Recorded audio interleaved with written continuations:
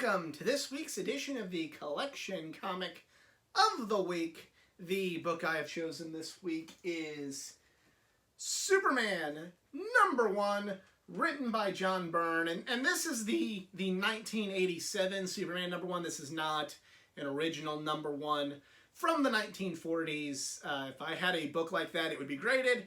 It would be under lock and key, and I'd definitely not be getting it out to show off on YouTube. But this is still a very important book in Superman's mythos and in the whole entire lore of Superman. But I acquired this book at the Metropolis, Illinois Superman Celebration. There's a town in southern Illinois called Metropolis. It's just a small little town pretty close to Kentucky, but it's in the state of Illinois. And DC Comics has dubbed it the official home of Superman. Every year, well, without COVID, they have their small town fair, and they call it the Superman Celebration. But what's interesting about their little small town fair is, while it has your stereotypical small town fair, different sorts of things, carnival games, rides, crafts, lots and lots of delicious fair food. It's also part comic book convention. They have comic book vendors, comic book artists, comic book writers come in. Then they even have some actors and actresses come in. They've had John Glover from Smallville, who played Lionel Luthor. They had Brandon Routh one year, who played Superman in the Superman Returns movie. They had Margot Kidder before she passed away, who played Lois Lane in the Christopher Reeve series. They've had people from the Arrowverse there. They had Katie Lotz, who plays White Canary in Legends of Tomorrow and Arrow. They've had lots of heavy-hitting guests from just all walks of Superman and DC mythos, and it's a really fun, really fun. I highly stress to anybody, even if you're not a big Superman fan, it's definitely worth checking out. It's a whole lot of fun. It's like I said, it's a small town fair mixed with a Comic Con. How much better can you get? Well, the first year I went, I had to get some Superman comics. I'm at the Superman Celebration, and one of the vendors had a lot of the John Byrne rebooted run of Superman. He wrote the Man of Steel kind of retelling of the origin story, and then this run from Superman. And DC did a Crisis on Infinite Earths, which was a story that kind of took all the different characters from their mythos from the Golden Age, Silver Age. It's really complicated, but when that event book got done, they essentially kind of sort of rebooted their universe to an extent, and they retold some of the origin stories in a more contemporary manner. We got Batman Year One out of this, and we got the Superman Man of Steel. And I mentioned all of that, the rebooting in a contemporary manner, because to me, this was sort of the modernization of Superman with this book. Superman's been really judged as a passé character, and while I certainly don't feel that way, there are a lot of the morals, I guess, in Superman are not really something that a lot of comic readers have really wanted to see for a while, and I disagree. I think there's still merit to some of that, but this was to me the beginning of it not just being kind of he's not completely the big blue Boy Scout anymore. You kind of see him in peril. You see the violence kind of turned up a little bit in the book.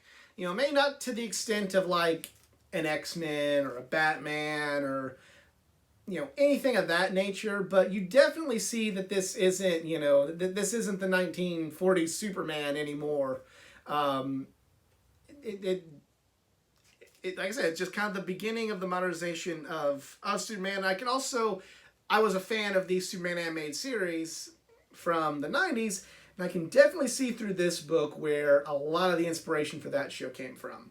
But without any further ado, let's check it out. So you got Metallo on the cover there, and very interesting, Superman is immediately in the first issue looking weak. So, that's always, I guess maybe even to a lesser extent at that time. Everybody was complaining about Superman being too strong, so gotta kind of hand it to DC marketing when you're kind of, I don't want to say necessarily rebooting the series, but when you're kind of starting the whole universe off on a different foot, putting Superman in this kind of peril might kind of, trying to put myself, in the mindset of 1987, maybe it would endear to more people and possibly cause more people who would be a little jaded about Superman to check out this new series. Opened being, I know the value's not great, but I am being very, very delicate with this one. And then immediately he goes in there and he's just kind of kicking ass Superman. But hey, it is Superman. You gotta have something.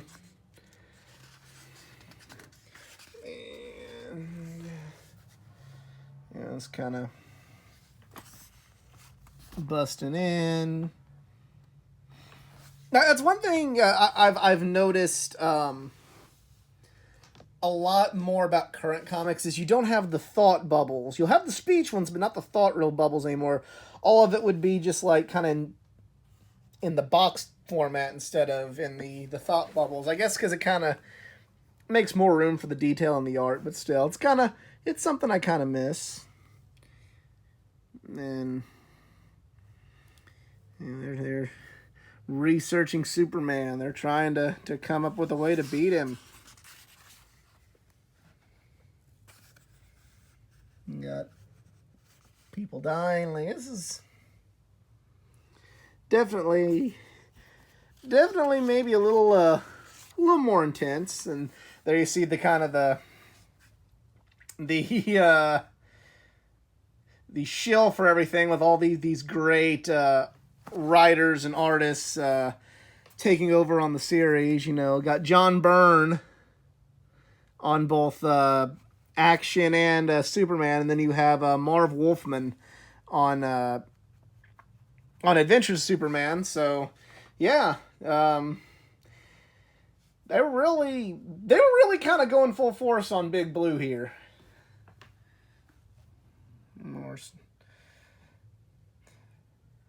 Picking up that whole area and flying it into space. So for the people that are buying this Superman apparel, they're already probably pretty salty when they're buying it, or once they've opened this book up. Turns back into Clark, gonna try and go on a nice little jog with Lois. And then save the bank, or what is that? That is... Yeah. Been busted up and laser toys. And comic subscription service through Westfield. If any of my older readers that are watching this had a subscription through Westfield, let me know in the comment section below. Let's see. Clark trying to fight, but obviously going to have to let himself get his ass kicked. And oh no, it's Corbin! It's Metallo! Oh no!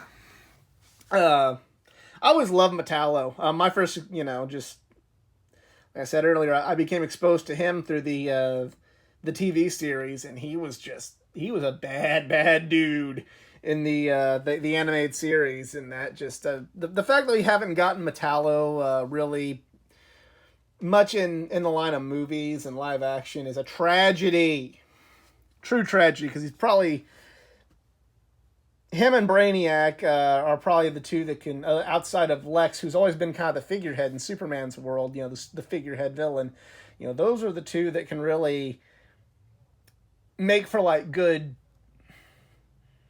like conflict within conflict, if that makes sense. They're people that can really, make the action of Superman with Lex pulling the strings similar to what they did in the animated series. It's just, that's how you do Superman's, how they did in the animated series.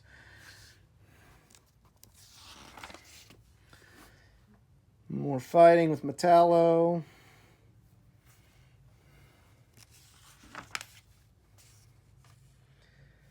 And oh no, what's happening? Superman's getting his ass whipped. Why?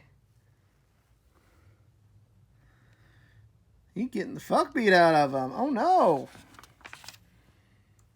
I mean, Superman's been brought to his knees. He eventually gets the upper hand thanks to Lois, but doesn't last long. But Superman's been whooped, and very interesting. They're doing the, it says New England Comics, but there you see a picture of Wolverine in a DC comic book for advertising this comic. That's something you would never ever see today, but still, like, that's just, this is a Superman book, it's a DC book, but this comic shop who paid for the ad space got away with using Wolverine. How about that?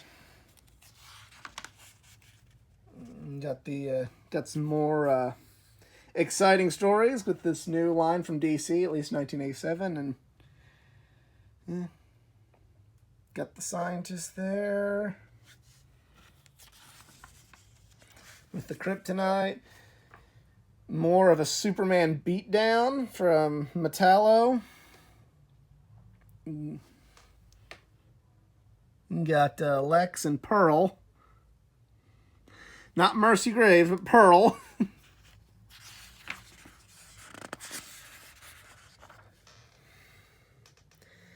Falls down. Lois thinks she's lost Superman. Badass looking right there. Like, that is just awesome. That is classic Metallo right there. And yeah, like that is definitely while there is still some Superman cliches, like, this is kind of, to me, like, where you find out, like, this isn't you know, it's yet to fully change, but it's not your daddy Superman anymore with, like, something like this being used in a Superman comic.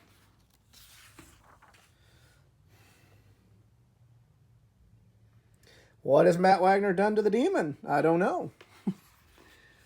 You see, like, Superman literally begging for mercy, and there's Metallo powered by the kryptonite, as we see there.